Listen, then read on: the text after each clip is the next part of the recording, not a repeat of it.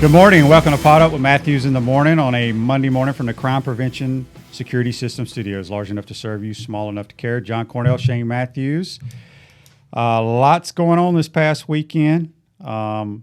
We need to first announce before I forget, our Cloud9 massage winner for our contest with Cloud9 is Stephanie Crockett.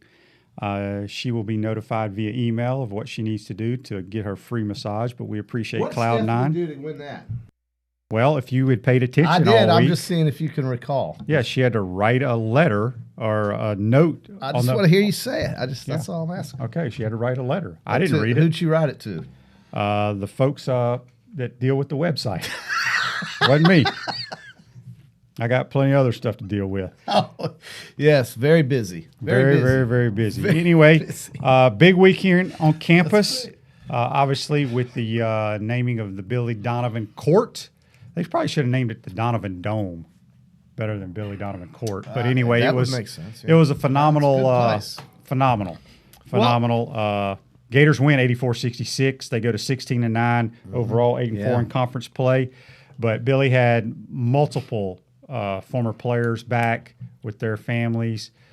Jeremy Foley was back in town. Coach Spurrier was there. Coach Mullen was there. But well deserved. all those players he had. That's the thing that stuck out in my mind was all of his guys who came back. You know, it's NBA All-Star Weekend, so they could have done 10,000 other different things, and there he is. There they are, rather, coming back to it's kind of like a reunion, right? Right. Well, Billy made a quote, and I'm a firm believer of this, and Coach Spurrier has said it many times. Billy's quote was, "Our legacies as coaches is not going to be by how many games or how many championships we win. Our legacy as a coach is always going to be measured by how our players talk about us." And that goes to show you what his players thought about him. And Coach Spurrier's always said, you know, if you're a good coach and your players play hard for you, they'll always want to hang out with you and drink beer with you. And it's a fact. Think about coaches that players don't want to have anything to do with. Oh. So you can see how his players enjoy being around him, wanted to support him for this great but this great event. And it was a tremendous night in the O'Connell Center, no question about it. Yeah, it really was. I love just seeing all those new guys or those old guys come back. Dimitri Hill, he's a big fella. Noah, Beal.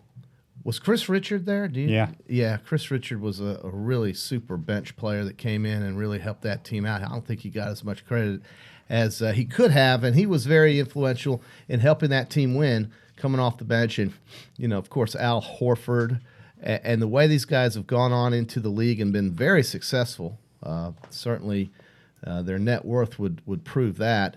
But the way they've played in the league since leaving Florida and then coming back here and giving tribute to the guy that helped them get started. And, you know, there's a coach out there, well, a former coach, and this name that I'm going to bring up, nobody knows who he is. But this was the guy, his name was Dan Dakich.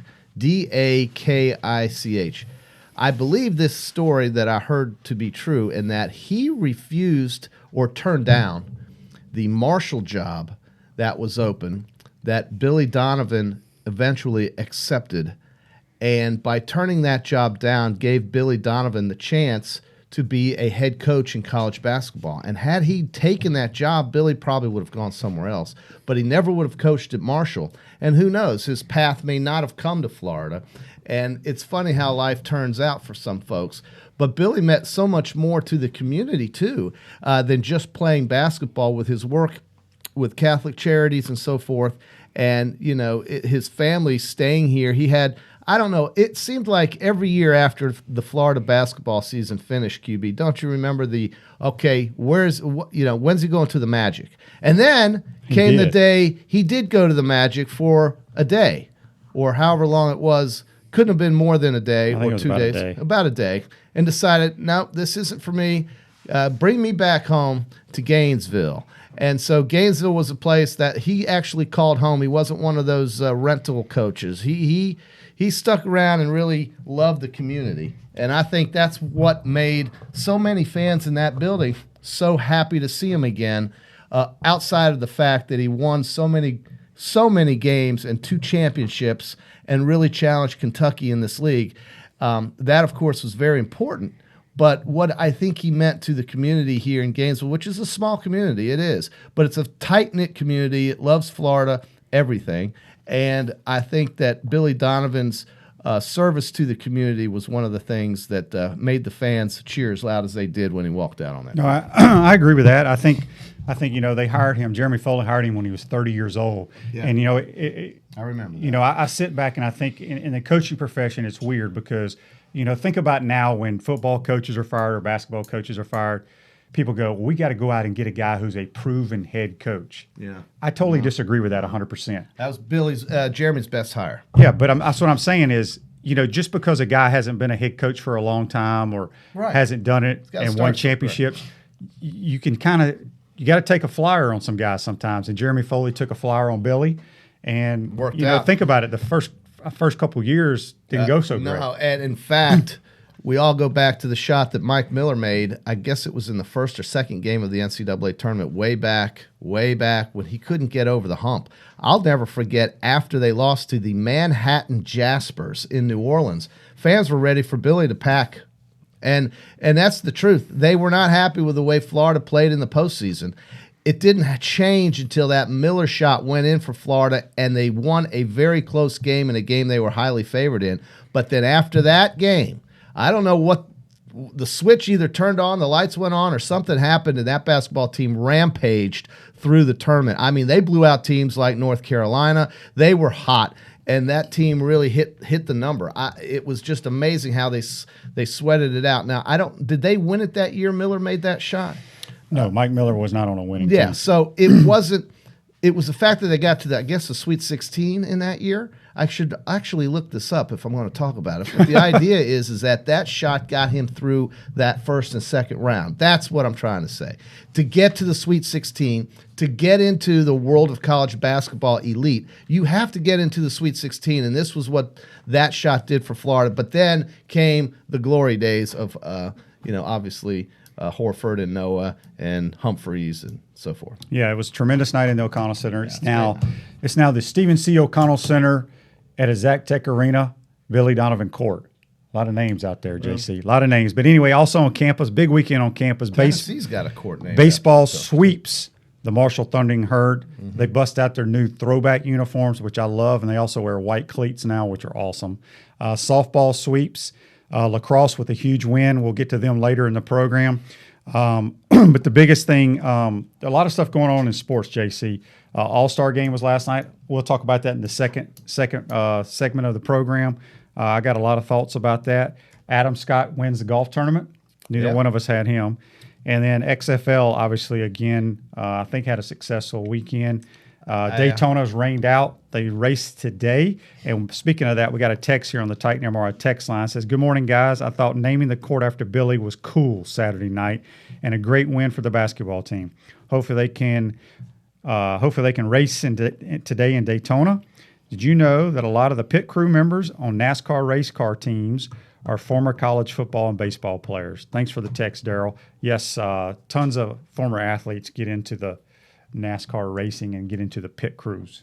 Yeah, it's safe there, right? I guess. I don't know. I guess what I like about NASCAR is the part that's really not the racing part. The racing all looks the same to me. It's a bunch of cars that are the same, QB. But to me, well, that's what makes it fair. Well, I guess, but I love if your the days car of is. Petty, if we Pearson, know before we go out there Waltrip. that your car is faster than mine, why are we going to go out there? My crew's better than yours. I don't know. No, that means you put more money into your car.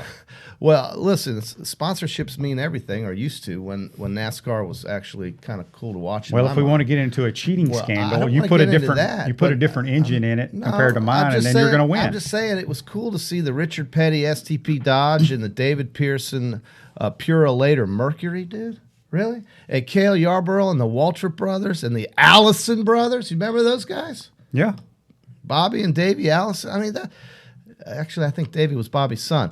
Donnie Allison. It was Bobby and Donnie Allison. I mean, I don't know. It just seemed like there were more rivalries. Now, today, it's a much different type of sport, but Daytona is, I guess, their Super Bowl at the beginning of the year.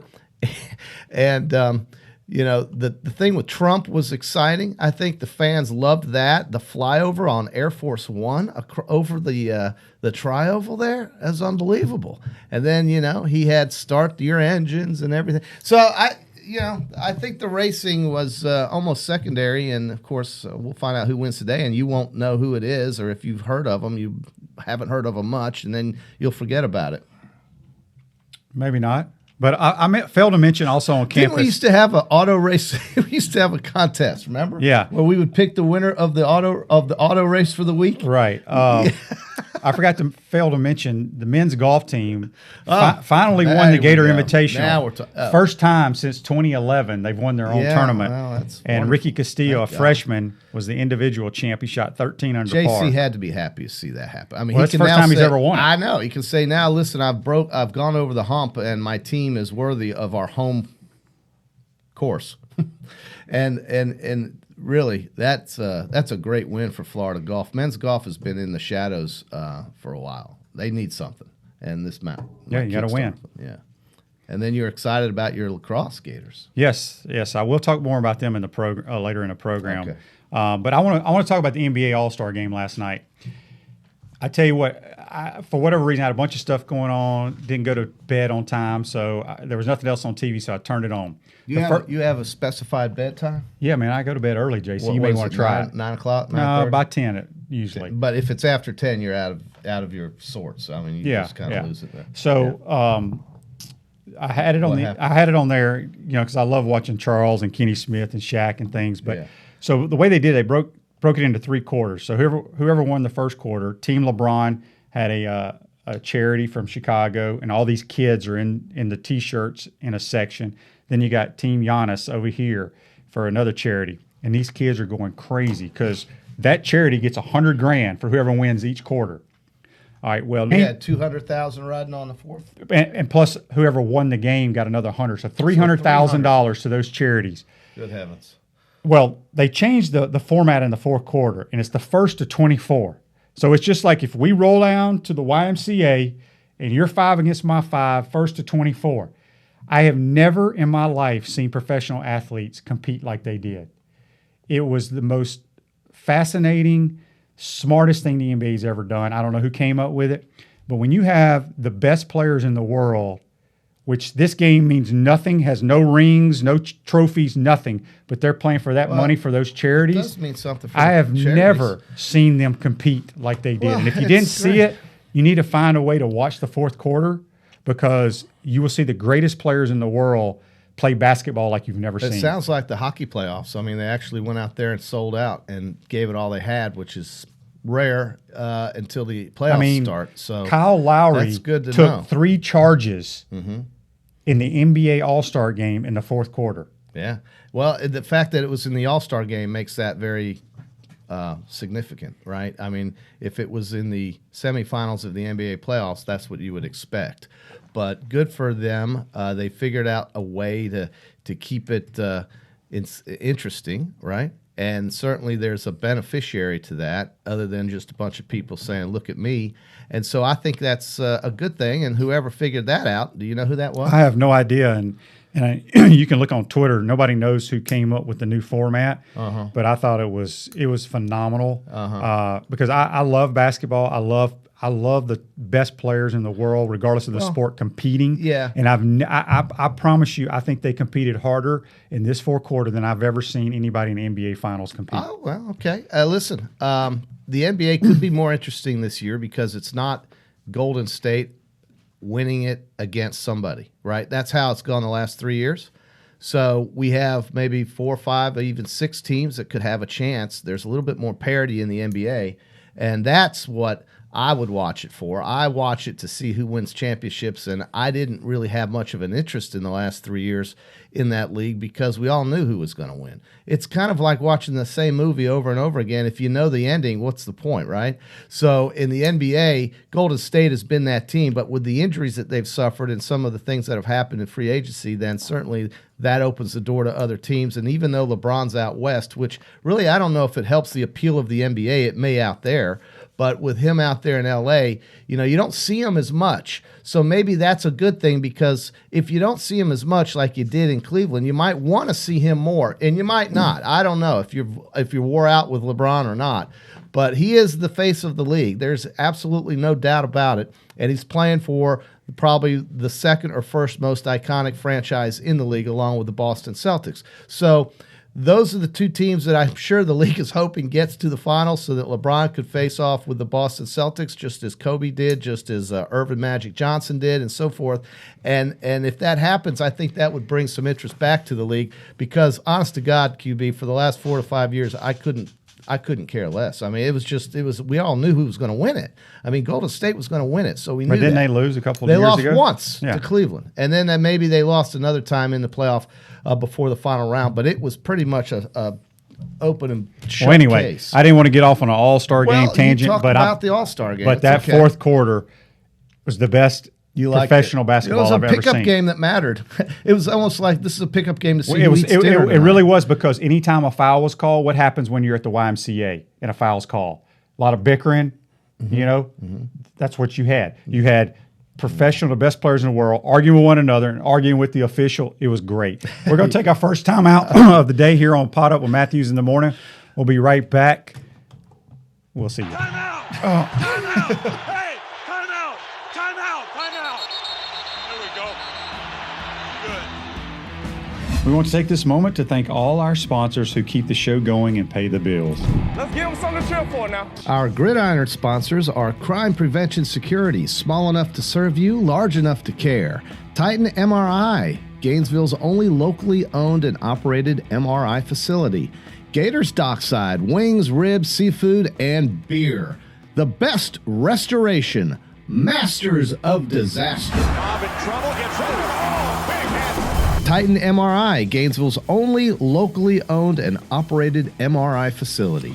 Our touchdown sponsors are Radware Promotional Materials, Doreen Wiebe Realtor, Caldwell Banker MM Parish, Gator BTW, Campus USA Credit Union, Celebration Point Town Center, Miapa Latin Cafe, Davis Gainesville Chevrolet, Okita America Martial Arts and After School, Tropical Smoothie Cafe, The Keys Grill and Piano Bar, UF Mover Guys, Union Home Mortgages, Adams Ribs, Cloud9 Spa, Wrap Spot, Cold Stone Creamery. If you are interested in promoting your business on the show, you can visit our website, potupwithshane.com, and click on the advertise button or call Freddie Wiebe at 352-284-3733. Again, thank you for all the great businesses that support the show. Please remember, if you like what we are doing here, thank our sponsors and support the businesses that support us. Still looking. He's going for the end zone. He's got a touchdown.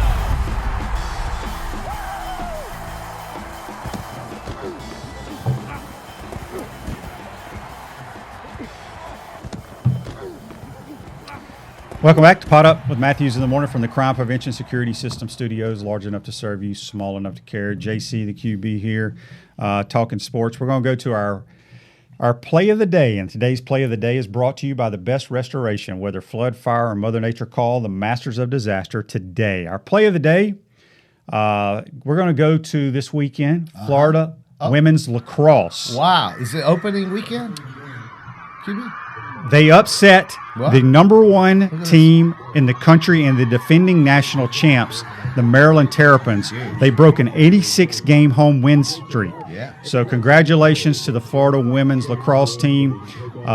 Look how hard that field looks. I mean, it looks like that stuff they laid at Florida Field in the 70s that Spurrier ripped up, or in the 80s, I guess. The Spurrier ripped up.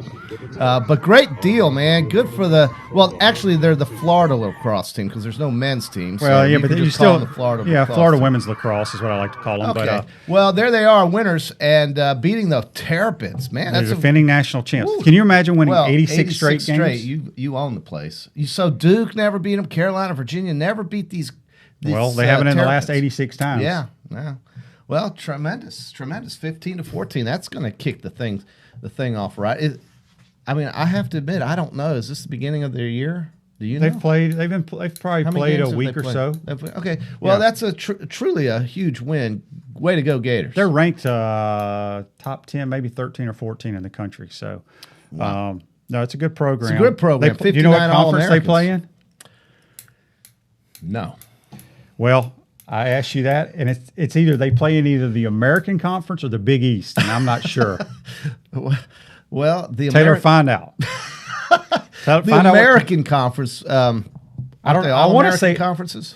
No, the American, like what UCF. I think it's they play in the Big East. I think we're in All the right, Big East. we're in in the Big soft- East then, not in baby. softball, but in All right. lacrosse. Well, I know that what I remember is Lehigh, the Mountain Hawks, rolling in here with their brown uniforms and loving the warm weather. In lacrosse or In softball? lacrosse, yeah. Yeah, we're in the American Athletic. There it is, American Athletic Conference. Are we in that? Are we in that, Taylor? I don't think we're in that, Taylor. I think we're The in. Gators compete in Division I of the National Collegiate Athletics Association, single sport members of the American Athletic Conference. We changed. We used to They be in the Big East. joined that in 2018 after 4 years in the Big East Conference. I know my QB. lacrosse. Yeah, but you thought they were in the Big East. Well, they were. Come on. Well, for 4 years, yeah, Yeah. but they joined in 2018. What year Yeah. are we in now? 2 years ago. They Okay, changed. thank you. So, Jay, I'm happy, man. That's awesome. Amanda O'Leary, who is the only coach the Gators have ever had, has been here 10 years.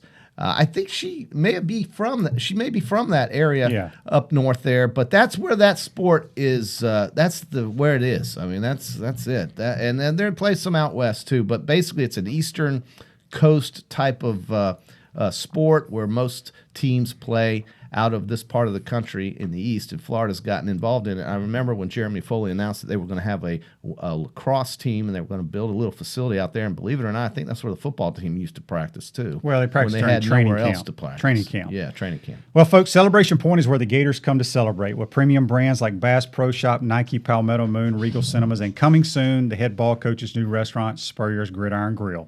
We will see you at Celebration Point where the Gators come to celebrate. So, JC, you want to? Did you check out any XFL? So this I weekend? did, and I looked at a little bit of it. I think the league is, with 2 weeks in, I think we've got two teams that are separating themselves just a little bit from the rest of the league. I think the league has got to have some parity though in it to get people to stay interested in it. Washington D.C. and Houston appear to be the two top teams in both the East and the West. St. Louis is a pretty good team. The team that was predicted to win it all is awful, can't score a touchdown. That would be your Tampa Bay Vipers. I got some thoughts on And them. I'll tell you what, them and the L.A. Wildcats are 0-2. Wildcats played tough, could have won, but didn't, and are now 0-2. And it looks like they'll both be 0-3 after next weekend, as they will be playing the two teams that are undefeated in D.C. and Houston. The Vipers are going to lose to the Roughnecks, and Wildcats will have to play D.C., but they'll be playing them in Los Angeles.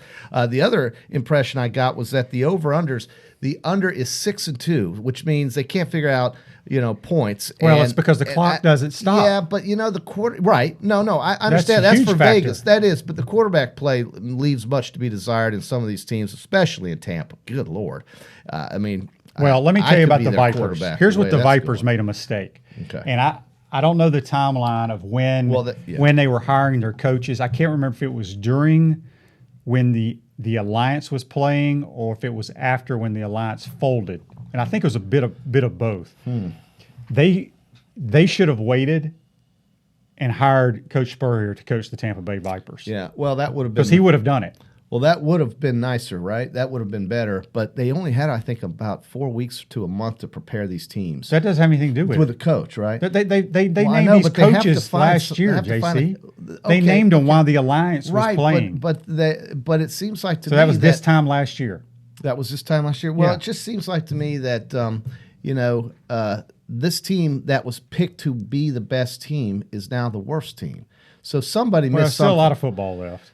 But they're not winning anything. QB, they can't score. They can't get a first down. They I look know. like Florida's offense under your guy who was here, under McElwain. It was horrible. And I just think that we've got a league that you've got two teams separating. So now listen, St. Louis is excited about their team. If you care about St. Louis, if you're from there, they sold out their lower bowl of their arena. They don't sell seats in the upper bowl. And apparently all of the the private suites have been sold as well, except one. So St. Louis is excited about their team because, they lost the Rams. And so they're all jacked up about the Battlehawks, who played the Houston Roughnecks very tough. So I think the league, DC beats our guys, the Guardians, GA, man. They get shut out. Well, they benched their quarterback. Did you see what the quarterback said? What did he say? Oh, no. So I didn't see they're it. going into halftime. It's all over Twitter. You got to watch it. So the girl, I don't know if it's a girl or guy's interviewing McGloin, the quarterback. Yeah. And he comes out and says, "We just need to drop our game plan and start all over." So he comes back out and they bench him. That didn't sit well with Kevin Gilbride, No, you mean? no. Well, listen, they didn't score, okay? They couldn't score, and they got shut out. I don't know. I thought they were better. You're right. It's who knows who's going to come out. Maybe Tampa Bay goes on a bender and wins 4 or 5 straight games when they figure out something, but they need to figure out how to get first downs or how to get a touchdown. But D.C. is the team right now. I think D.C. and Houston are right now, if you said, okay, who's going to play for their they're championship? 2-0. They're That's 2-0, and they've played 1/5 of the season already. That's 10-game season. So they played 2 games. I don't know. I think they'll be 3-0 after this weekend because they'll beat the Tampa team. So Well, DC hasn't traveled yet. Both their games. I'm sorry, have they been home. play the LA team. Right. Houston plays the Houston Tampa hasn't team. traveled and DC Right, so hasn't they'll traveled. travel. Both So 2-0. sure, they'll travel. But it's exciting to hear about St. Louis selling out that building. At least selling out the ticket allotment. I They should sold say. the whole. No, they didn't the sell lower it level. Yeah, right. So that's what I mean. The ticket allotment was for just the lower level. That's all they were selling, and then they sold out those private boxes, and that's extras. And certainly, look at what happened from week 1 to week 2. I heard the tickets for the DC game went up to $100 almost. So they thought, okay, well, let's see how it goes. It went well in the first week. We're going to jack up the ticket prices, kind of like what the hotels did to me in Tampa this weekend, knowing that there was a girls volleyball tournament at the convention center, and I had to pay out my nose to go watch a great hockey team play.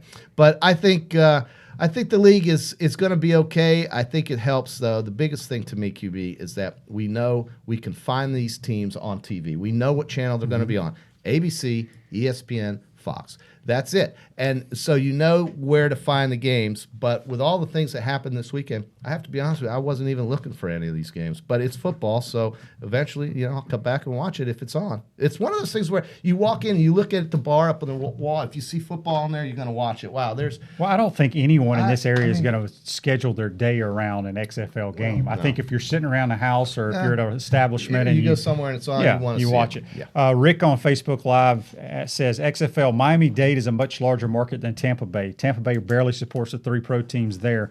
Why did Tampa get a team rather than the Miami area? Well, I don't know the answer got to to that. tell you the truth. I don't think either should have gotten a team, and the reason why is because as you drive through Tampa, everybody's outside. Everybody was outside. Nobody was inside except at that convention center and in the hockey arena. The football game would be Everybody's outside. No, I know, but when I say that, the water sports, the things to do in Tampa, dude, you're just not going to go to a stadium and watch a bunch of guys play football in a league that's just starting. At least not yet. Maybe they will one day. I don't know, man. I'm driving across the causeway at Tampa Bay, and there's people everywhere out in the water. They're all over the place. It's just Tampa, baby. And Miami's, if it's bigger, is going to have that times 3. So, to me, I don't think either market should have. You know where they could have put a team or should have put a team? Where? Jacksonville. Well, maybe not Jacksonville. Maybe Panama City. Maybe Tallahassee. Maybe Gainesville. Somewhere in the state where people could actually rally around something like that and make it a part of their day. Because I can promise you, bro, if I'm living in Tampa or Miami-Dade and the weather's like it was this weekend and I've got a jet ski, well, I'm going to go watch the Vipers play the Guardians? Well, no, but No, of course not. So anyway, this is the way I would look at it, and I hope they are successful. I want this league to make it, and I give them at least 3 years of playing until they decide what to do with it. So the we'll guy see. that runs the league, He's got a lot of money, but the guys with a lot of money, QB, they don't want to just throw it away. No, I either. understand that, but I'm sure he has some type of plan in action. I hope so.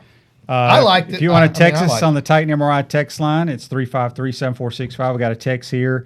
It doesn't say who it's from, but he says lacrosse plays in the AAC. We looked that up. Thank you for that text. You know, on the subject of football, QB, in a much, I think, bigger world, obviously, the question is, where is Tom Brady going to go?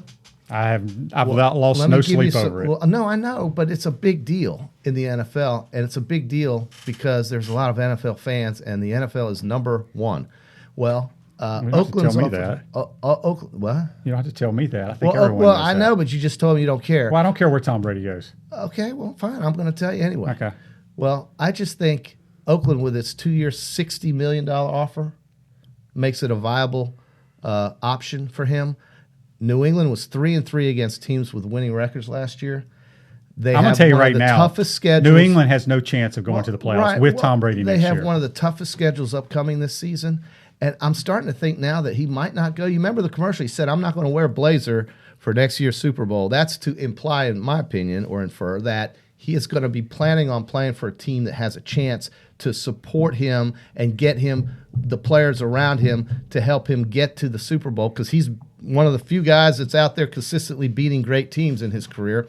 Dallas is another team. They could franchise Dak and get Tom Brady in there for a year. They've been known to pay anybody that they really want. And so Dallas could be a team that gets Tom Brady for a rental, at least for a year or two, because Dallas has the material to win or get to the playoffs. What are they going and to do with Super Bowl. Dak? Well, I would franchise him maybe, give him a 1-year deal, or just let him Well, go. I mean, they can't. Look, Tom Brady is a short-term fix. He's not going to stay there for 5 years. Right. So I don't know if they want to let Dak go. So by franchising him, they wouldn't be letting him go, and they would know that he's a 1-year guy. And then he would renegotiate. So for you're the trying following to tell year. me they're going I to don't know. keep Dak and bring Tom I've just Brady heard- in? That ain't happening. Well, probably not, but it could. That's one way they could structure it. But I think Dallas is going to look at Tom Brady very hard. I think Oakland is making the biggest splash into the Tom Brady swimming pool because, man, this guy wants to win.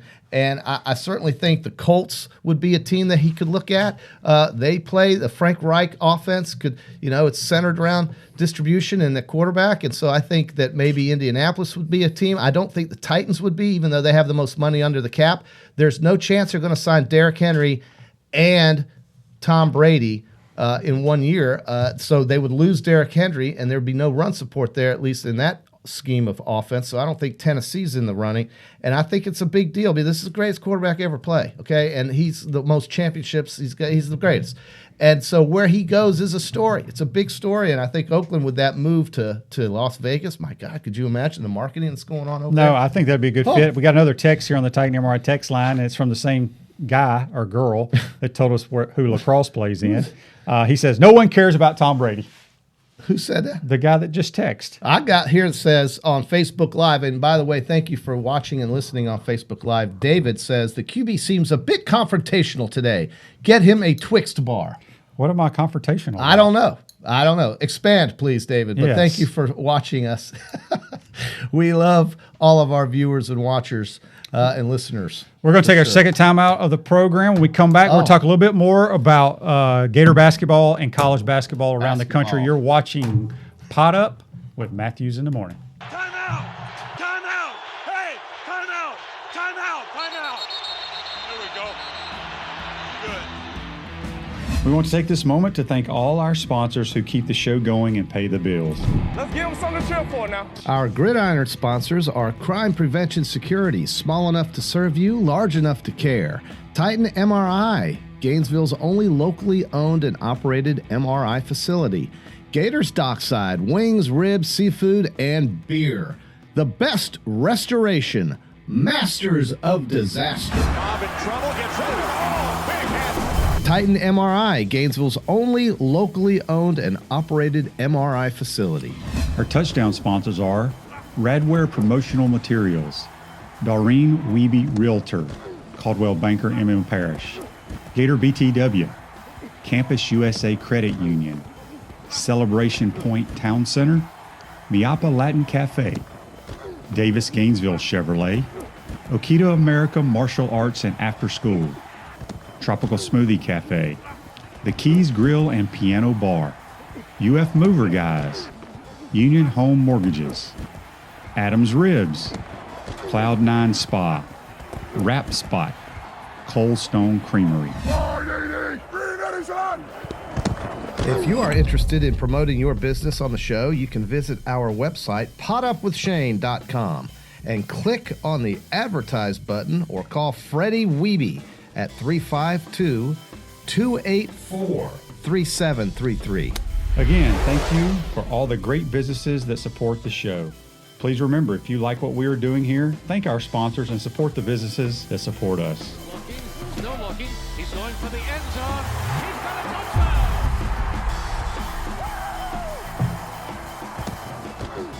Welcome back to Pot Up with Matthews in the Morning. John Cornell. Okay. John Cornell, Shane Matthews here on a Monday morning from the Crime Prevention Security System Studios, large enough to serve you, small enough to care. If you want to text the program on the Titan MRI text line, it's 352-353-7465. SEC basketball, obviously, again, Saturday night in the O'Connell Center. They named the court after Billy Donovan. It was a tremendous deal. If you missed it, you need to go check it out, watch some highlights of it. Tons of players came back. I thought it was outstanding. All right, so the Gator basketball team blows out Vanderbilt. The game was almost secondary to what was going on. We made shots. Certainly, and they get 84 points. Again, how many times have I said this? You laugh, ha, that's fine. I don't care, because if they score 80 points or more, they can beat anybody. Well, we're one of the highest. Why do they do that, JC? Do you know they we're make shots. Our average is it. like 76 points a game? No, that's great. I think the last couple of games have helped. Certainly, Johnson is a player, I think, who has stepped up a little bit on the offensive end that they need going into this time of year. There were some really good games. South Carolina's a team that's quietly making some noise. Frank Martin's getting some continuity there out of his team. They won by 2 over Tennessee. Alabama beat LSU by 6 in a packed house at Memorial Gymnasium. Texas A&M won again, this beating Georgia. Georgia's terrible. Ole Miss, the Rebels, the Bears, the Sharks, whatever, they really battled Kentucky, had them at halftime. Lose by 5, though, in Rupp Arena. And Auburn, the big upset of the day, goes down to Missouri and loses by 8. So out of all those games, the game was a blowout. Well, so out of all those games, I guess that one had to be the biggest head scratcher, right, QB? I mean, Auburn going up there, they've got 2 losses on the year, and they travel to Missouri. And we've seen, as Florida fans, what Missouri's capable of at home on any given night. I mean, I guess you can say it's a head scratcher, but it's college basketball. Well, it scratched my head when they win by double digits or lose by double digits on the road against a team that's not even going to be in the postseason. But if you watch Auburn, they don't have any great players. Yeah, well. They don't have great shooters. They just play hard and they find ways to win. Yeah, no, they do. But they lost this weekend. I would say that if you go forward and you look at what's coming up, the Gators, playing at home again is a great thing because they need some continuity, get some games in a row under their belt. And Arkansas is a team that's ripe for the taking but they're a dangerous team. But they're a team Florida can beat. Hopefully, every team is a team Florida can beat. But Arkansas loses on a buzzer beater to Mississippi State, who's played its way back onto the bubble. I'd say Alabama's played its way back onto the bubble. So we really don't know after 4 teams how many are left that have a real shot at making the postseason, and we won't know this probably for a month. I think Arkansas is done. I don't think they can make the tournament unless they go on a 5-game winning streak. Yeah, but their best player's out. Well, Isaiah Joey's been out for the last 2 or 3 weeks. Can't, and he's a tremendous scorer. Yeah. They're an undersized basketball team. This is the game Florida tomorrow night should run Arkansas out of the barn. Gym. They should. We would see. Kentucky is playing LSU tomorrow night. So LSU's a team. They've gone on the road twice now and lost. They lost to Vanderbilt. They lost to Alabama. And so, they're human. And Kentucky comes into Baton Rouge. It'll be a great environment. Maybe that's a game that we can see Kentucky trip up on. Who knows? But I'll tell you, one team that's not tripping up and hasn't once this year, and if they played in the SEC, you could say, well, they would trip up, is your San Diego State Aztecs, who are still undefeated, ranked 4th in the country. They just blew out Boise State in the Mountain West, right? So San Diego State is a team that nobody talks about. They're way out there in San Diego. It's paradise out there, right? But the Aztecs have not lost a basketball game, and blowing out Boise State this weekend, I think it's a pretty safe bet that if they keep on this pace, which there's no reason to think they won't, you're looking at a 1 seed. Oh, they're locked in as a 1 seed. Yeah, right now. You pretty much have your 1 seeds locked in right now. Give me the other 3. Baylor is going to be the number 1 overall seed. Right. Kansas will be the 2 seed. Wow. Gonzaga probably be the 3 seed, and then San Diego State will be the 4. Now think about that. What you just said. Baylor and Kansas out of the same conference, 1 and 2, and then San Diego State and Gonzaga out of the same, I guess, part of the country. Well, I don't know. One of them's got to go same east. Time zone. Let's say that. Yes, one of them is going to likely have to go east. I don't know. Gonzaga, year in and year out, they rack up these gaudy records, and then they show up and goodbye. Although they did have a couple of They close played for ones. the national they title did play a for couple the years national ago. title a couple years ago. That's true. David says Saturday night was. This is another David. David C says Saturday night was great. The game, Coach Donovan, the atmosphere. Thumbs up. Let's win or our way into the dance. Yeah, that's how they got to do it. I mean, they got to win. Look, the Florida Gators, believe it or not, with all of the noise and all of the disappointment, if you can call it that, and we've talked to Chris Harry about this, prior to when we spoke to him, they're fourth in the league.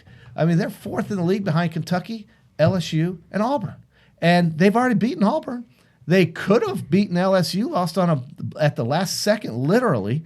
And they will play LSU and Kentucky twice and LSU one more time before this regular season wraps up. Florida's got it all in front of them right now. So I don't we'll see. I mean, they're getting better. On the Titan MR text line, Taylor from No. Gainesville asked, could Tom Brady No. go to the XFL? Zero chance. Zero chance. Zero No, chance. I'm telling you, it's Oakland. I'm going to throw my hat into the ring for the Oakland Raiders because Mark Davis, he doesn't care. He wants it now. And John Gruden, you think he and Brady would do well? Probably. What do you think? You're a quarterback. You know these guys. Yeah, You know Gruden. I mean, you met Gruden in Miami. You know. I him. don't know. Was it Miami? Do what? Where did you see Gruden? When did you know Gruden? I've known Gruden. I mean, he coached in Tampa. Coached in Tampa. When? I Tampa. I mean, yeah. I know Jay Gruden better than Jay I know John. Gruden. That's right. But Okay. I don't know if if he has a better chance of winning now with the Cowboys or the Raiders. Yeah. Because I think the Cowboys have better pieces in place. Oh, I think so. Yeah. Than the Raiders. Elliott, that offensive line. I mean, and listen, Jerry doesn't care. He will spend the money if he knows he can get the person he wants right now. They have shown in their history, Emmitt Smith, some of the linemen that they've had, Ezekiel Elliott last year, they have proven that they will pay for the guy that they want. And I don't know. It would be tremendous to see him with a star on his helmet. My gosh. But then what about Dak Prescott? And then you have the Oakland Raiders with the Shield, the new stadium, the $60 million max deal over 2 years, not just one, guaranteed. Good Lord. How would you not want to be Tom Brady and say, I'll play in Vegas? And then, you'd have to deal with the Chiefs twice a year, but then you've got the Chargers and the Broncos. So certainly Brady isn't scared of the Chiefs.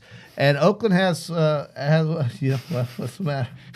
Is there anybody scared of anybody in the National Football League? There is. Yes, there absolutely is. Have they let you know that? Well, I no, they haven't. But I'm telling you right now, some of these teams just don't show up. And Well, that I doesn't don't mean know they're why. scared. Well, scared's one way of putting it. The other way is just taking a paycheck. But well, let's just say this: I think Brady at Oakland would be fascinating. Well, it's not Oakland. It's Las Vegas, QB. Correct me on that. Yes. Tomorrow on the Correct me program, on we're that. going to have Mark Wise, ESPN basketball analyst, join the program. And then Wednesday, I like Wednesday, Mark. the I know head ball coach is going to be in Head ball studio. coach. I'm going to go on assignment again. Good. You're going to take a break? Going to go play Did you golf? hear that, Taylor? He's hit the. I didn't mean to say Yeah, good. you did. Hit the road. Yeah, the HBC will be here, so that should be quite entertaining on Wednesday. You're entertaining me right now. I was just looking at Carolina is the Panthers. They I think might be moving on from Cam Newton. Think about this idea and just tell me if you think this theory makes any sense at all. Carolina moves on from Cam Newton. Says goodbye. We've got the new coach now. The new owner, really, he is new. And if the Panthers offered Christian McCaffrey and say their number 7 pick in the first round to the Cincinnati Bengals, would that open up the door for your guy Burrow to join Joe Brady in Charlotte? I don't know if I can give up Christian McCaffrey, though. Well, you'd have to do something to get the Bengals to give up Joe Burrow. If I was going to do that, I'd rather give up multiple. I don't get into the drafts and all that stuff. Well, that's a very big deal. But I would QB. give up multiple draft picks. You'd give up first multiple round draft picks before I'd give up Christian McCaffrey. Yeah. Well, they need a quarterback. If I they move understand. on from Cam, I mean, they're not going to win with just Christian McCaffrey. That was proven last year. They have to get a quarterback. And, the new coach there, the new owner there, they want to start new. I think they're moving on from Cam Newton. He gets hurt too much. He gets hit too much. He's too big a target. He was great while he lasted, got him to a Super Bowl, won the MVP. Wonderful, wonderful, wonderful. But I got to tell you, QB, I think they're going to move on from Cam. And that means look, they hired Joe Brady. Well, tell me why they hired Joe Brady.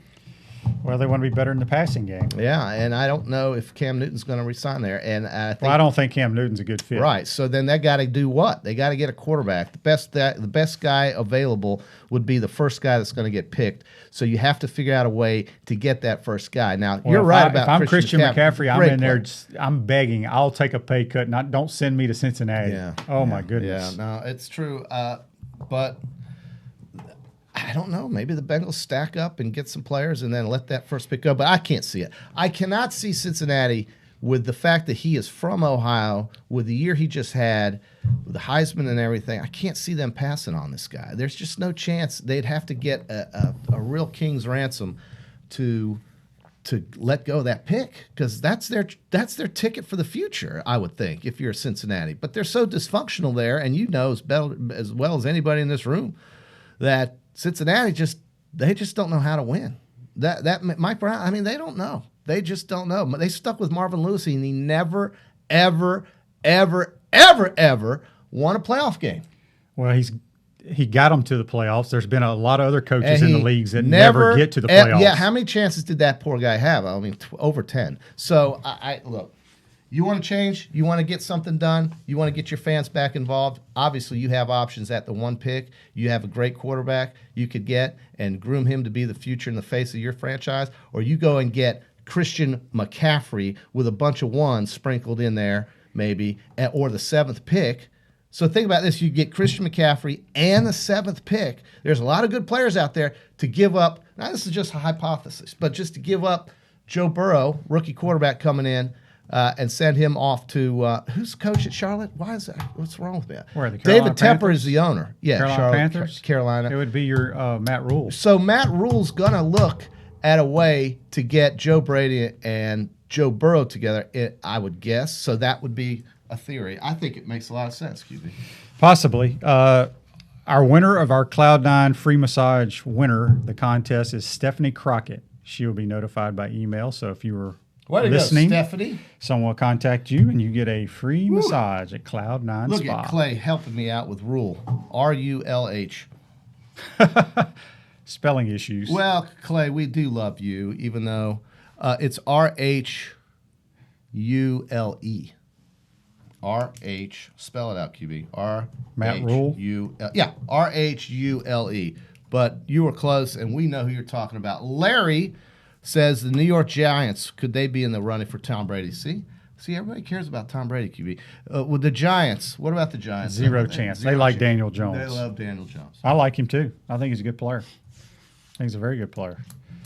Again, tomorrow we're going to have Mark Wise via phone talking college, the landscape of college basketball, not just the Gators, but everything, because he really doesn't even deal with the Gators anymore. He works for ESPN as an analyst. He called that A&M game, right? He did. I was flipping through the channels, was it Saturday, and I think he was doing a Houston SMU game. Okay. Wow. ESPN employee. Well, listen, he's very well versed in the sport. He is kind of like the unofficial Jay Billis of college basketball, if you ask me. I mean, Jay Billis knows everything, right? And I mean, and then Mark Wise is, I mean, he this is his thing. So I think it'll be a very informative and interesting conversation with Mark tomorrow. Certainly, we want to pinpoint most of it on Florida, but the state of college basketball right now, we kind of touched on it last week, QB, if you remember, talking about the way the one and done is kind of diluted or kind of hurt the game, and what could be done about it, if anything could be done about it, and how so many people confuse the issue that the one and done is an NBA fix. The NBA can fix it, or the NBA can say the heck with it, and that's what they're saying, because they don't care. They want their brand to get better. So if they can get the best players from college to come into their brand, they're not going to change that. And college is helpless. I can't get over I wanted to drive into the cow pasture and run over cows when I heard this guy talk about how college needs to change its eligibility rules. College can't make you do anything. They can give you an offer and you can either take it or not. But you're not going to say as a freshman, oh, okay, I'm going to commit for 3 years to be eligible to play in college. If you don't want to be eligible, you leave and you get drafted and you hire a professional agent. And these guys think it's a college issue. It's a college issue, but it's not within the purview of the NCAA to tell a kid that he has to stay in college for 3 years. This is not a dictatorship. It doesn't work that way. If a kid wants to leave college and blow off his scholarship and go to the Boston Celtics in the draft, that's what he's going to do. All he has to do is hire an agent. And all of a sudden, he's ineligible, right? So, I mean, this whole thing is just insane to me how these people confuse us. And these are supposed to be basketball people. And I'm not going to drop names, but I listened to this on the radio, on satellite radio, and I'm just blown away. It's an NBA issue. The NBA has to say, and Chris Harry talked about this, the NBA has to say it is not allowed that we have a kid under the age of 20 or who hasn't completed 2 years or 3 years of college to be eligible. You know, that's what has to happen to be eligible to play in our league. That's what the NFL's done. That's what Major League Baseball's done.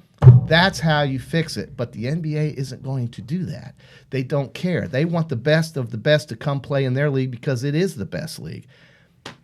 And I mean, you said it before. No kid could play 1 or 2 years out of college and go straight to the NFL. They just couldn't make it. They wouldn't make it. No, I said they couldn't come out of high school. High school, excuse me. But to play 1 or 2 years in college would not be enough, perhaps. Maybe not. Maybe for a very few number. But football is such a different animal. And then in baseball, either you go to the draft out of high school or you go to college because Major League Baseball says so. Okay, that's how you make college basketball better. I'm going to ask this to Mark Wise.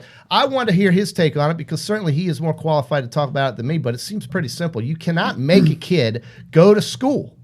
He has a choice. A lot of the kids nowadays are playing overseas and then going to the NBA. Yeah. Clay asked, is Charlie Strong going to Florida or Alabama? Alabama. Here's the thing. They were in the running. Yeah, they are.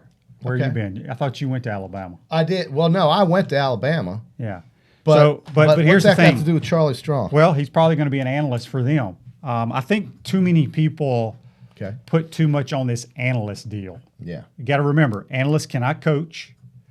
They can only sit in on meetings and walk around the perimeter of a practice field. They cannot coach even at practice. So, if Charlie decides to go to Alabama, good for him. If he wants to come here, I think Dan and them, have offered him an analyst job, but we'll see. But you're still on board with Kerwin. Kerwin will be an analyst here. There you go.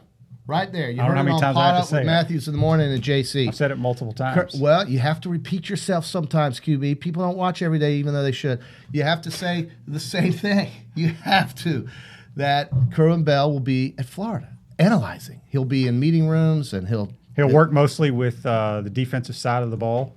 That's what people don't understand. The analysts usually work opposite of what they know, Right. so they can help game plan and break down protections and schemes and things of that nature. Well, before we wrap it up, I want you to know I had a great time in Tampa. I saw a fabulous hockey game on the ice, saw lots of fisticuffs between the Philadelphia Flyers and the Tampa Bay Lightning in front of a sellout crowd.